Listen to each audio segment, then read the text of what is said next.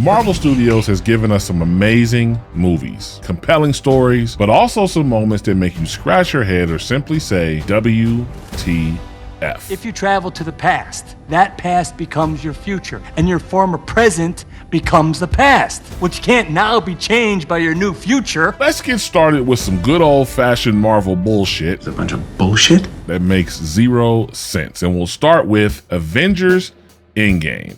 It makes zero sense that Captain Marvel doesn't show up at all pre-Endgame, especially since we know she had a weird pager. Avengers 1, for example, should have been helpful at any point during Infinity War. I mean, who the fuck is she saving? The Kree are displaced and over 1 million of them are just on Earth living lives as fake humans. Speaking of that, why didn't any of the Kree play baseball or something? Future's a bunch of bullshit.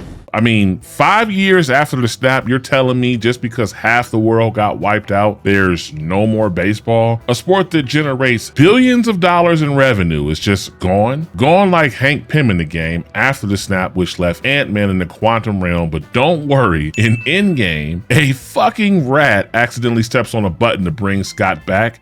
What? Future's a bunch of bullshit. How? When they tried to go get some quantum mania juice or whatever they were doing, they were typing for like 30 seconds before Hank and them got turned into people dust. And to avoid people turning into people dust forever, Tony Stark invents time travel in like an hour. Future's a bunch of bullshit. And whatever the fuck a time GPS bracelet is, and they come up with the idea of the time heist. But let's just talk about the time heist here. A lot is said about how they only have one shot to do this and enough particles for there and back. But why don't they just go back to a time where they have like dozens of Pym particles and just grab all of them? So I don't know, they have unlimited chances of doing this. I know we get these really sad moments of Tony talking to his dad and Captain America seeing Peggy, but billions of lives are at stake here. Just a thought. You would figure they would want infinite chances of grabbing the Soul Stone. And speaking of that, what the hell does the Red Skull do on Vormir when nobody else is around? Does he play chess by himself? Does he practice his speech? Jesse, son of Thanos, Gamora. No, let's take it from the top a little bit deeper.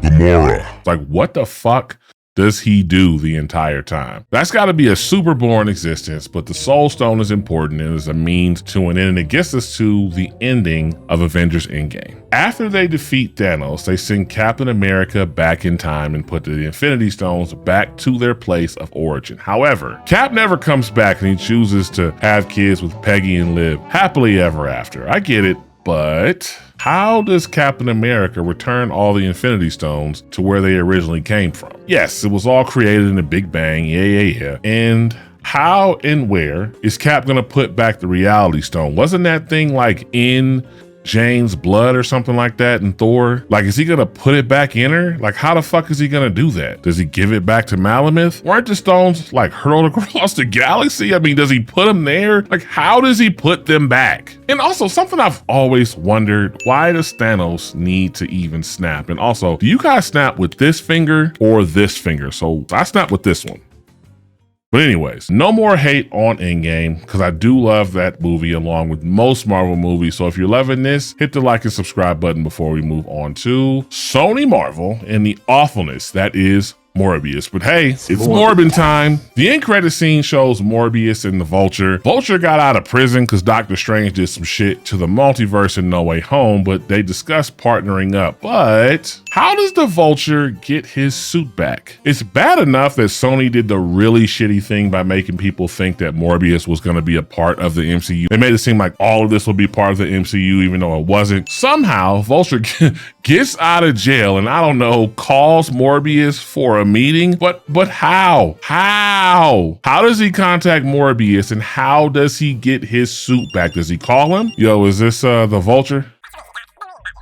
No, I don't want to talk to you. I want to talk to the Vulture. This is Morbius, bro, from the hit movie Morbius starring Tyrese and Jared Leto. I want to meet, bro. Google me. I'll send you the location. But seriously, how does he get his suit back? It's definitely not the one from Homecoming because he got transported from prison and the suit was built off Chitauri tech that he no longer had access to and was destroyed. Not to mention, his second suit was a prototype that he didn't even want to use most of the movie. Just another reason why Morbius sucks, but hey, again, it's Morbid time.